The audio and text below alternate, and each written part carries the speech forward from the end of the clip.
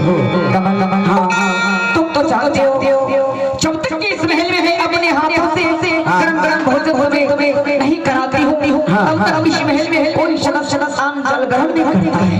हाँ भाभी माँ ये बात सच है, आप कभी कुछ बोल रहे बिल्कुल सच ही बोल रहे। कमल कमल हाँ ये बात बताओ कि आज का दिनों से कहा ना तो मुझसे मिलने के लिए आया ना तो अपना बड़े बड़े श्री के लिए गए ना तो ईश्वर समान बाबूजी से मिलने के लिए गए। अरे भाभी माँ क्या बताऊं, मैं पढ़ाई लिखाई पे ज्यादा ध्यान दे चुका हूँ और मैं सोच रहा हूँ भाभी माँ अगर मैं पढ़ने लिखने पे ज्यादा ध्यान इस वक्त नहीं देता हो, इस महीने के बाद मेरा एग्जाम है, कहीं एग्जाम के हमें एग्जाम के समय में 5 हेल्पर का जरूरी हो जाए तुम्हारे भैया और पिताजी के दिल में कितना बड़ा दुख होगा भाभी माँ। इसलिए पढ़ाई पे ज्यादा ध्यान देने के बाद ना तो दिन से आपसे मिलने के लिए आ सका और ना तो पिताजी से मिलने के लिए जा सका। सब कुछ समझ गई हाँ लेकिन एक बात क्या इसमें तुम्हारा भैया राज दरबार में ऊंचे सिंहासन में बैठ कर बेसब्री से इंतजार कर रहा है। भैया दरबार में बैठ के मेरा इंतजार। हाँ कमल नहीं भाभी माँ तो फिर लेट इस बात की जितना जल्द हो सके भैया के पास चलने के लिए यहाँ से यात्रा करो। भैया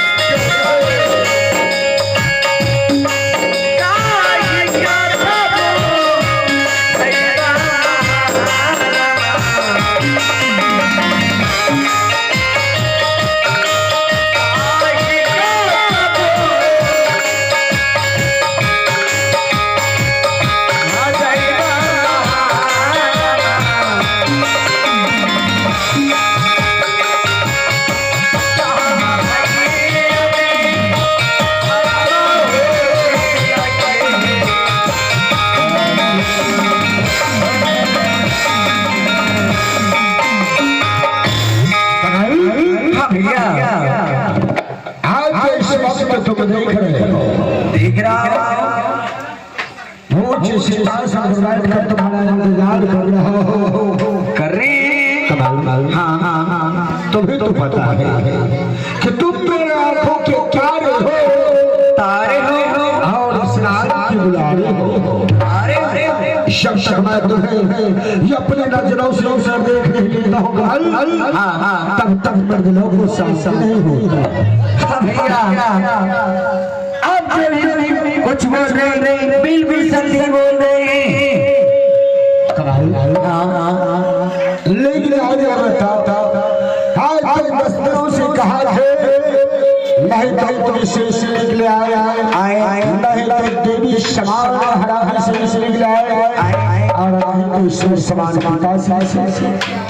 भैया आज मैं नजदीक से घर नहीं आ रहा था, इसलिए मैं सोच रहा भैया अगर मैं इस वक्त में पढ़ाई लिखाई पे ज्यादा ध्यान नहीं देता हूँ तो इस महीने के बाद अगले महीने में मेरा एग्जाम, बिल्कुल कहीं एग्जाम के समय में 5 हेल्पर का जरूरी हो जाए, हमारे भैया यार दादी के दिल में कितना बड़ा दुख होगा।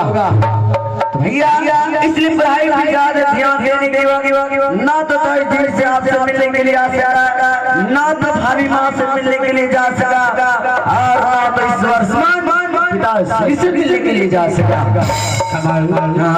अरे तुम गाड़ी की मन और तन लगाकर पढ़ाई कर रहा मुझे सोचना है कि अब तुम पढ़ाई करने की वजह